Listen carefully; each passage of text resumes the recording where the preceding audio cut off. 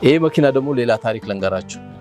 እኛ ያላቀውም ኑሩ የሚሰራውን ስራ በጣም ስለምወደው ብሎ ከሞትኩኝ ስጡ ብሎ ሰጠኝ ያላቀውም እና የሆኑ ሰዎች መኪናውን እየነዱ እዚህ ግቢ መጡ።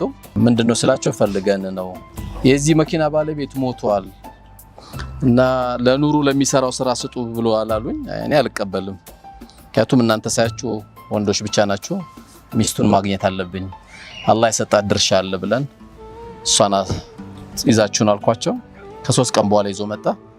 እሷ እንግዲህ እኔ መኪና እንዳለው ማላቅም አለች። መጀመሪያም ለአኺራው እንደገዛ ነው። እኔ ደስ ይለኛል፣ የጣለልኝ ገንዘብ በቂ ነው፣ ወራሽ ልጅም የለንም፣ ለኔ ከበቂ በላይ ጥሎልኝ ሄዶ ልጅ ይሁነው ብላ ሰጠችን። ያው የሰጠው ልጅ ራሱ አላቆም ቀብር ነው ያለው።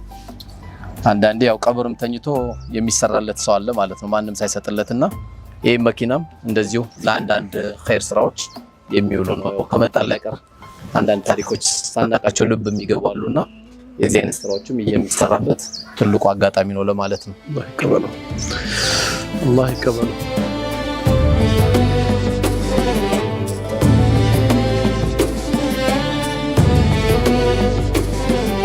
የእውነት ስለሆነ ነው፣ በቃ የምር ስለሆነ ነው።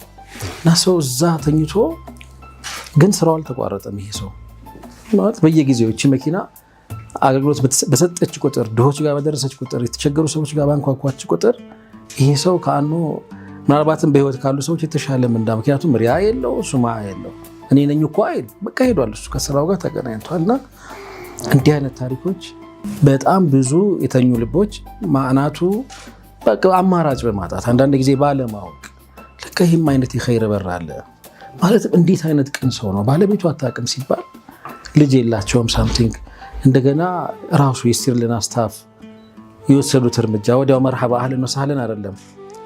በቃ ኃላፊነት የሚሰማው ሰው ሸሪዓ የሚያውቅ ሰው ድርሻ አለሽ እኮ አንቺ ልጆች አሉ ወይ ውርስ የሚባል ነገር ስላለ ያን ሁሉ ማጣሪያ አልፎ ዛሬ እያገለገለ ነው። ይሄ መኪና ሙምኪን ከዚህ በኋላ ስንት ዓመት ይቆያል።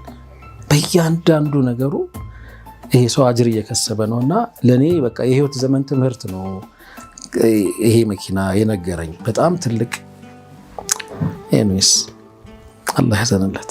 አሜን አሜን።